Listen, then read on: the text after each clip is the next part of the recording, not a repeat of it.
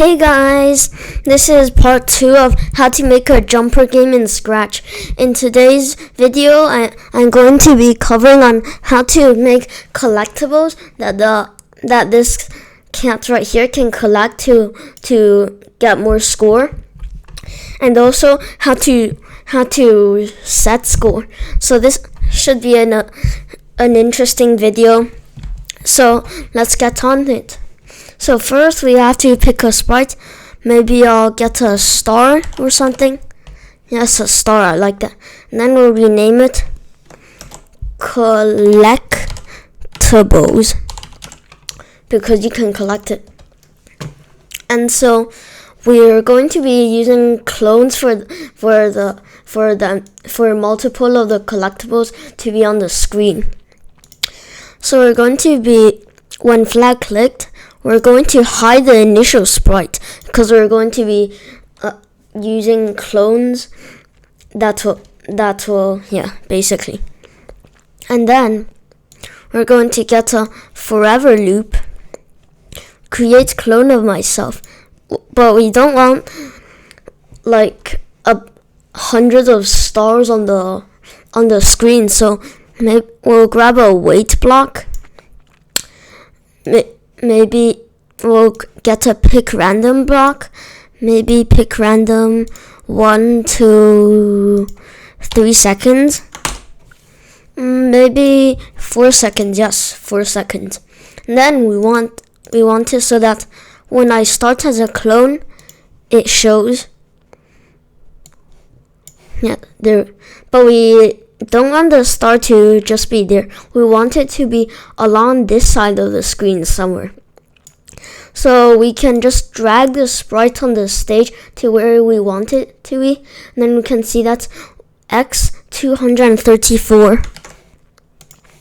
So we're going to go to motion and get a go to XY block. We're going to put it before the show. And then Y, I'll make it so that it won't spawn in the ground.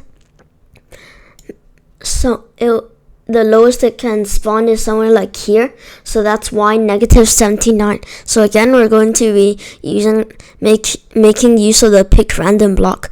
So we put it here, and we put pick random -79 to, let's see, 150. It's for me. Maybe the values for you are different, but for me it's -79 to 150.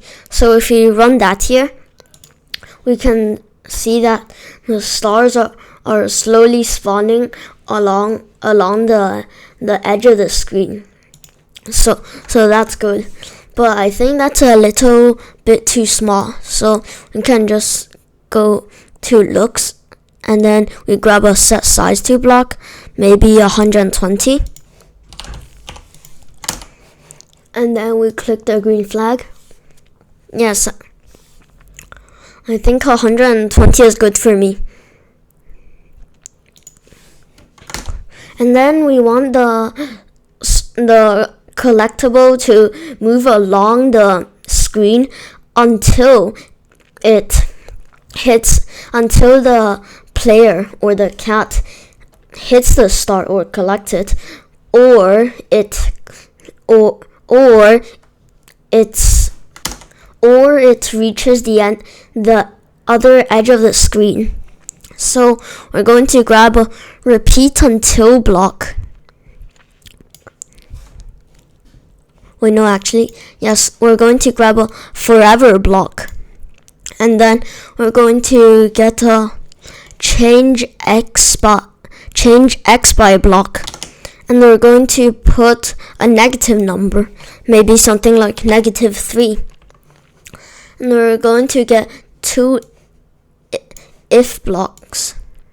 And in the first one, we're going to put if it's touching the player, then it's going to just simply delete this clone. And we also want to keep track of a score. So go to variables and make a new variable. Make it maybe it's called score. for all sprites. I like it to be a large readout, so you can do that, but if you like to keep it a normal readout, you can do that as well. And when the green flag is clicked, we have to set the score to 0.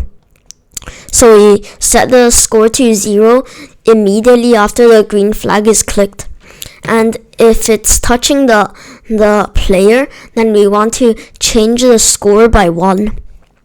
But if the star is over at this edge, then we just wanted to delete this clone. And we drag the star on the stage to C, and if maybe something like -232.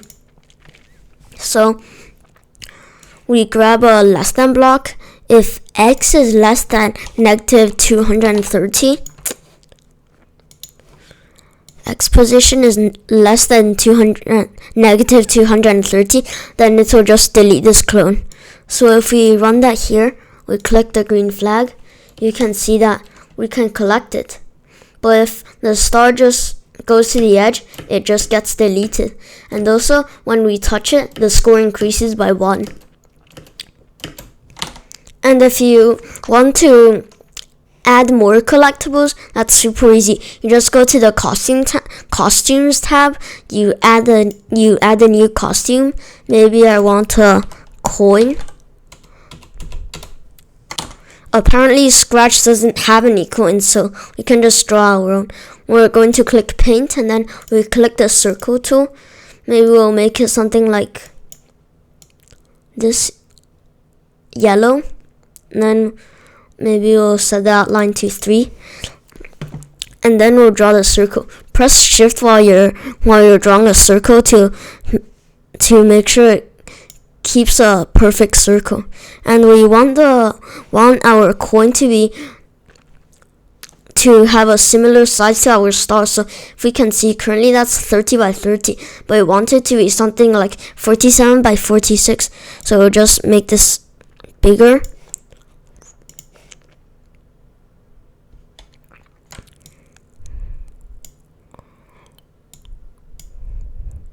No. Yes, something like that, 49 by 49. Maybe that's a bit too big, so yes, like that. And we have to center it. That's very important. Maybe we can add some more little details, like putting another small coin in the center. Oh wait, no.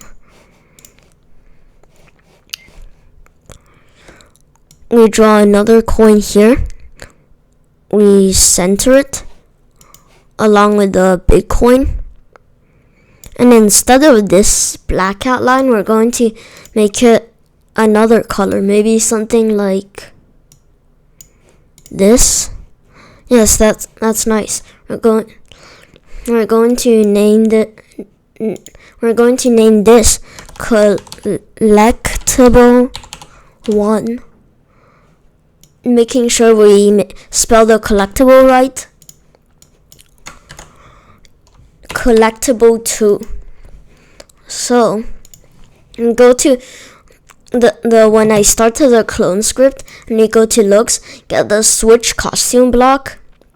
We wanted to switch costume to pick random to join collectible. Pick random 1 to 2. So if we get this out here, you can see that it's either collectible 1 or collectible 2. So that's great.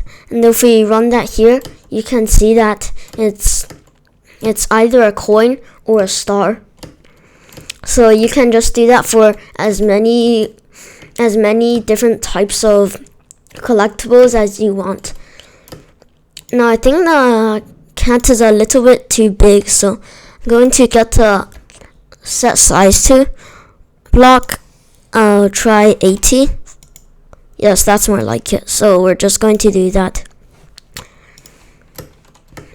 But the game is kind of bland without sound effects, so we'll add some sound effects. First, for when the player is jumping up, we're going to go to sounds, delete this pop sound, it's absolutely useless.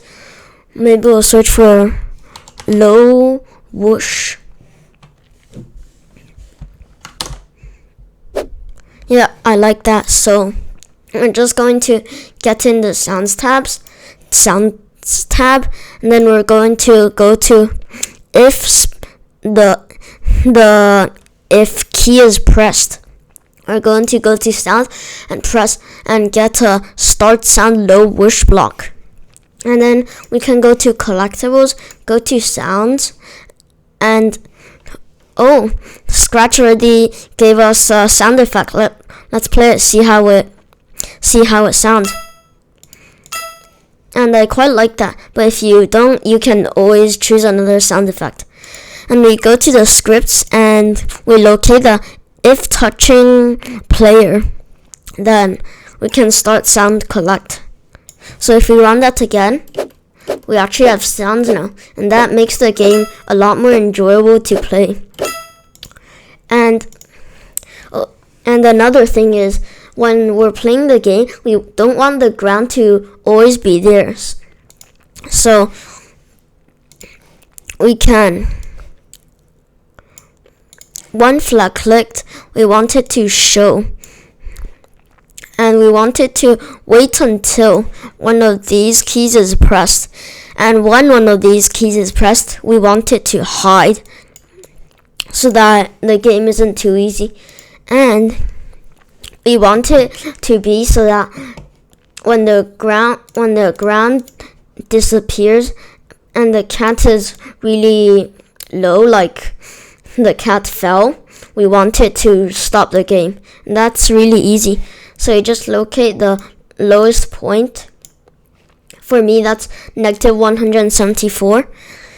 We grab an if block.